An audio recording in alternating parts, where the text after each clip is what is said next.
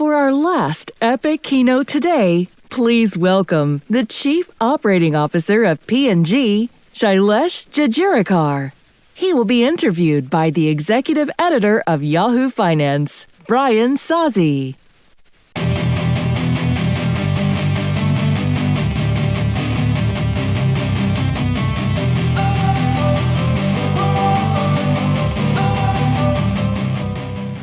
Shailesh, it's emotionally tough for someone that works at Yahoo to follow someone that works at Google. Just saying there.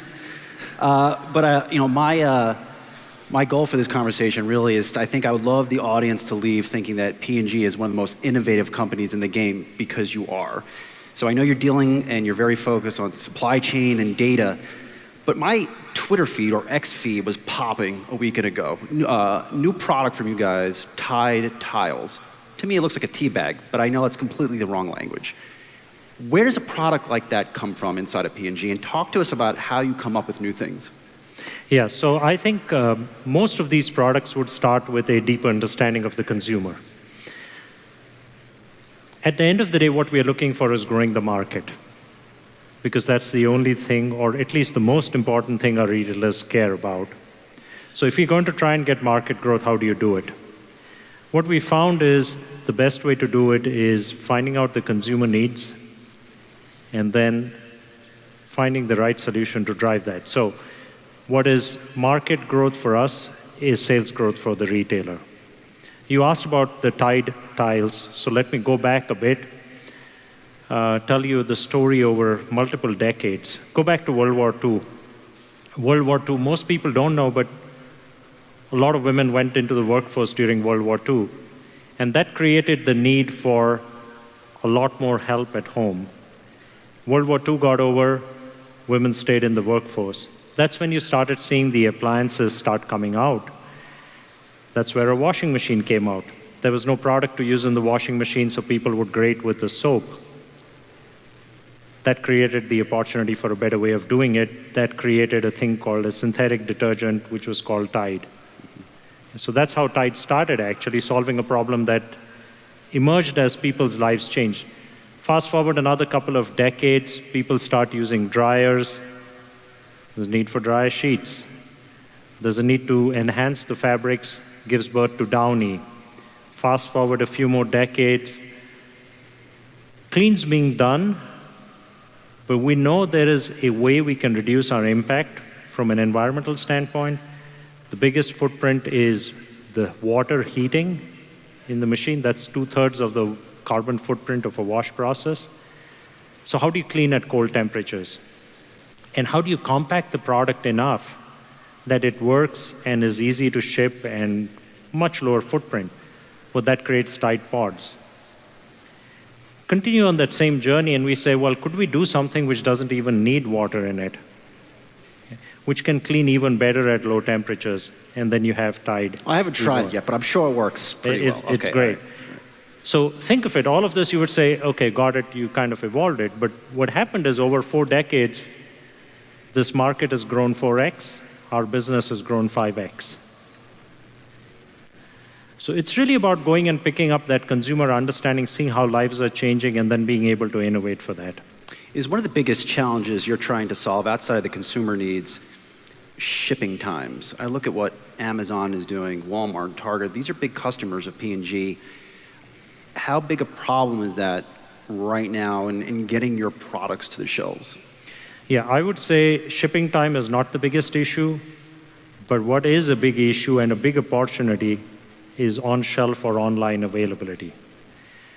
During COVID, of course, that was a very observed thing, but even as you fast forward to today, on-shelf availability is a big issue.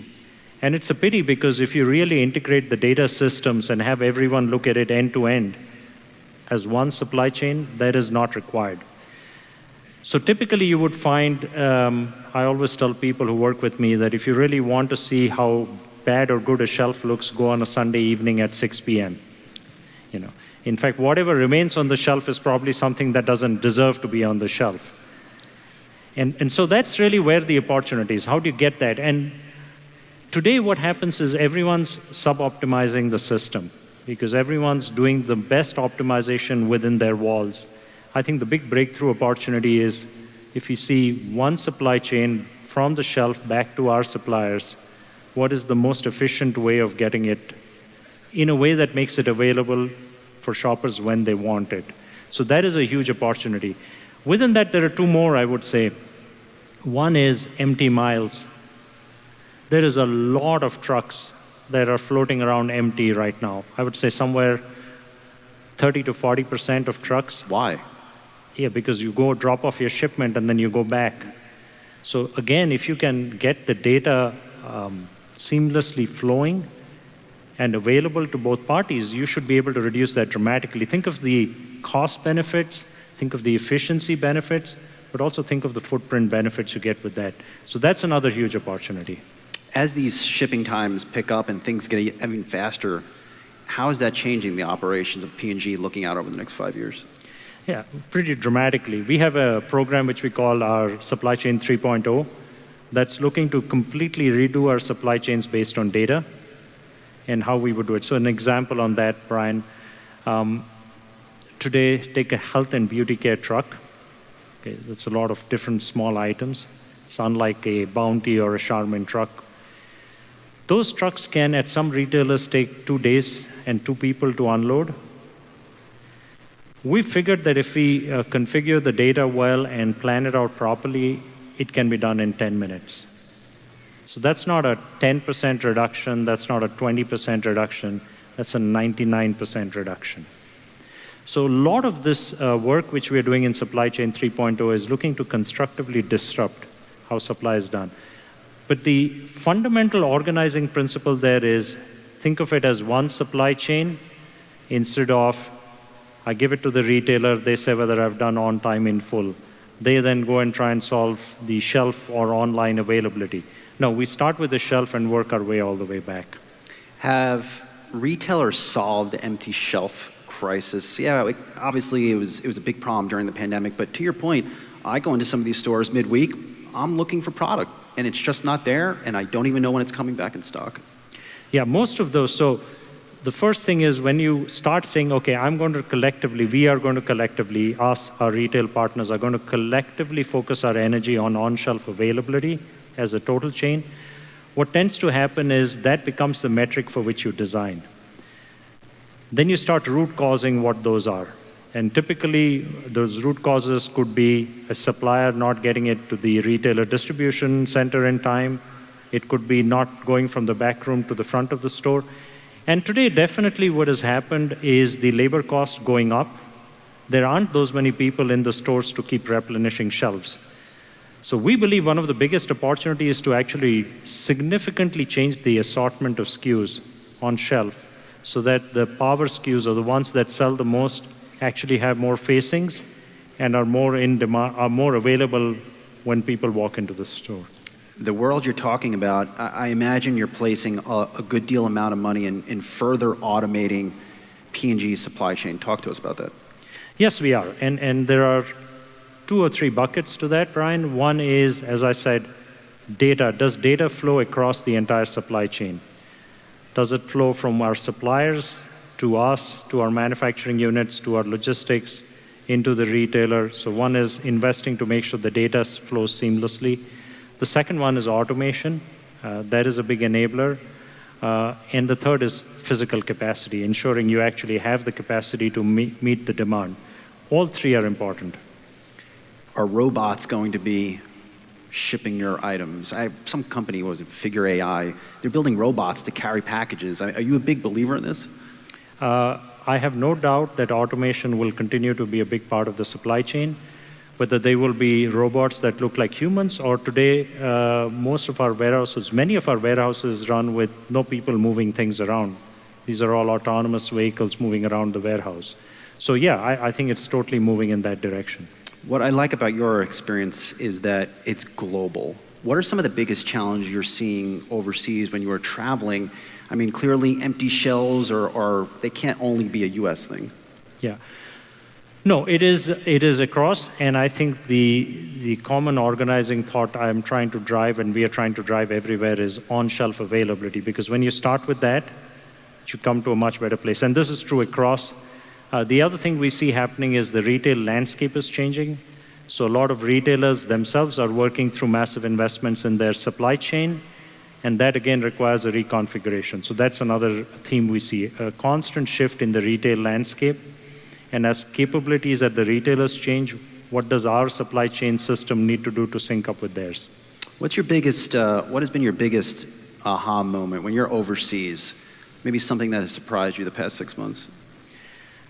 Growth continues to be amazing across the world, including the US. So as much as we talk about what about the economy, what continues to, I wouldn't call it surprise, but what continues to be true is the strength of the consumer in pretty much most parts of the world. Looking out over the next year, what are some of the biggest projects or most important projects? You talked about supply chain 3.0, but what are some of the biggest projects P&G is working on? Probably our biggest one, Brian, if we were to say, if we look back at our history and look back to where we are going, is how do we get the orientation towards market growth or category growth? And how do we use our unique capabilities in developing propositions that drive that? My favorite one on that, you probably have used, Dawn Powerwash. I use it all the time. Exactly. So that's one of my favorite ones, because if you really think about a hand dish category in the US, what rate should that business grow at? I mean, pretty much. It's huge. I mean, that product, look, for that product, I told you in the meetup before this, it has no spout, it doesn't get dirty, I can press a button and the soap just comes out. I mean, for a single 41-year-old guy, it makes a hell of a lot of sense, man.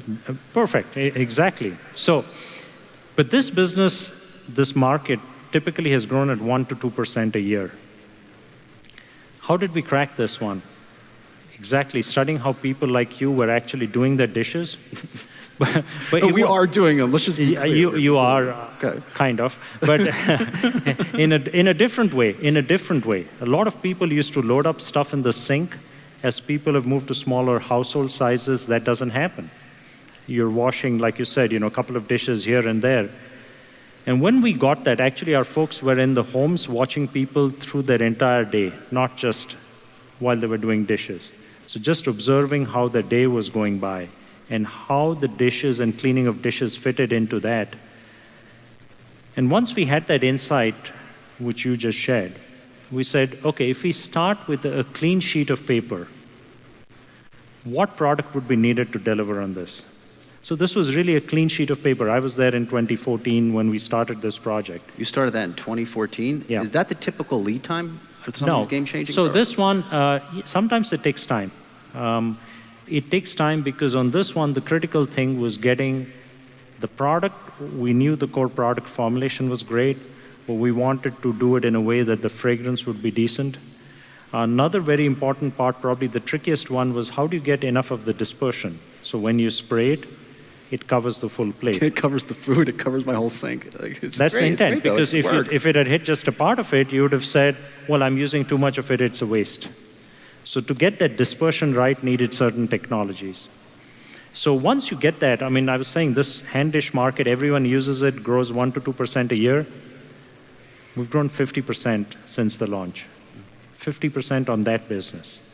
So growth is a huge opportunity. So when I travel around, the real focus is, what does it take to find those consumer opportunities that can unlock a lot of growth?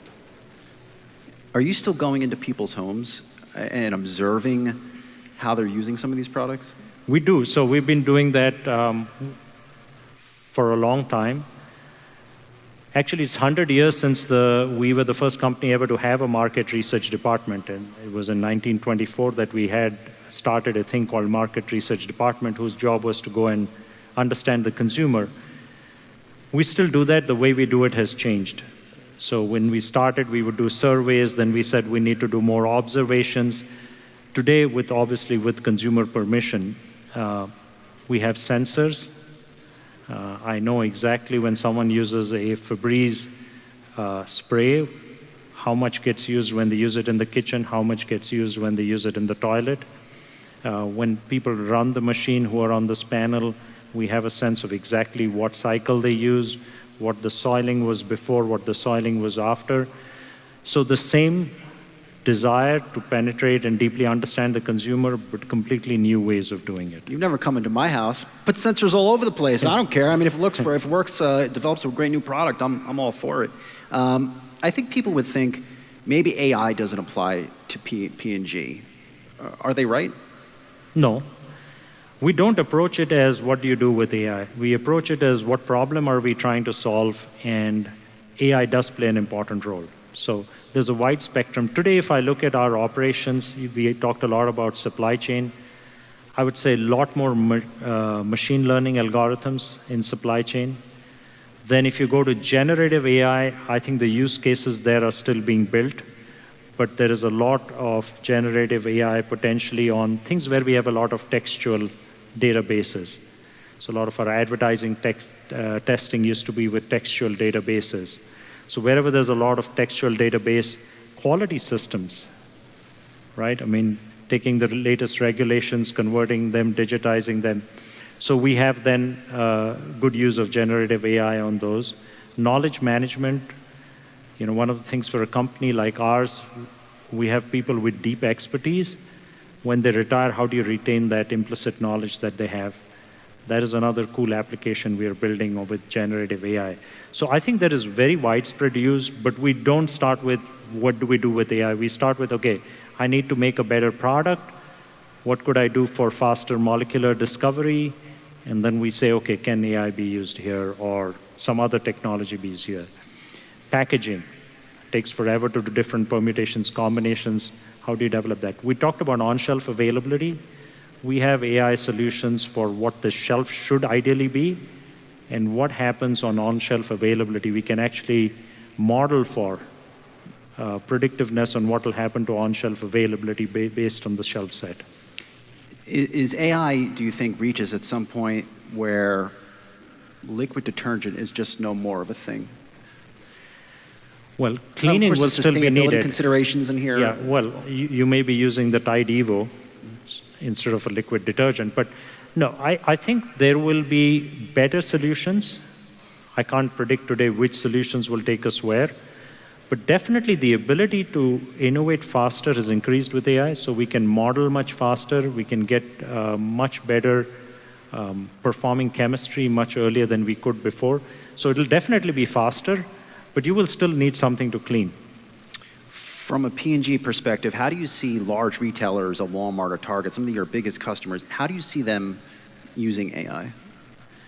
A lot in supply chain, a lot in understanding the shopper behaviors, integrating their loyalty programs with purchase. So we see broad scale use across all of these. But supply chain is definitely a very big one. Is it fair to say they're sharing more data with a P&G than ever before? And yes. What do they share? Yes, I think it depends on the retailer, but like I said, it starts with what are we solving for. So if you're starting for on-shelf availability, you would look for the planogram sets, the codes of those which show what's actually being executed in the store, back to how the shipping is done, in some case advance ordering. So there's a whole spectrum of sharing that happens. You've been at P&G for a good time, and I'm always amazed by the innovations you guys come up with. I mean, this is consistent, decade after decade. For those not familiar, talk to us a little bit about the culture inside your company that allows you to continue to develop at the pace you guys develop at. Yeah. So it's a culture where we try and encourage constructive disruption. What does that mean? Let's take, since we are talking dishes and I'm trying to help you, Brian. Please help me, nobody else is. Consider using the dishwasher. But, think of it. You'd say that's a developed category in the US. And I tell you, no, we can double the size of that category. And you say, why do you say that? And I say, well, in Europe, they use it 4 times a week. Here, they're using it only twice a week. Why is that? So we always look at those kind of things. What does it take to double a business like that? We start with a very unconstrained mindset, but then very disciplined in our execution and very disciplined in the actions we take. So in this case, it actually meant, well, they don't get the clean, so they don't use it as much. So we've improved the cleaning a lot. We've shown how it saves water and energy, and that's how we do it. But that constant desire to see how do you do it better. And how have you gone about, just a couple of seconds left, how have you gone about building some of these teams around the world? Is there any philosophy you and the rest of your team share? Yeah, I think it goes back to a very simple but very important principle. Do we really understand our consumer? All right, well, leave it there. Thank you for the help with the Dawn Power Wash. I greatly appreciate it. All my dishes are very, very clean, as are my clothes. Shailesh, good to see you. Thank you. Thanks, Brian.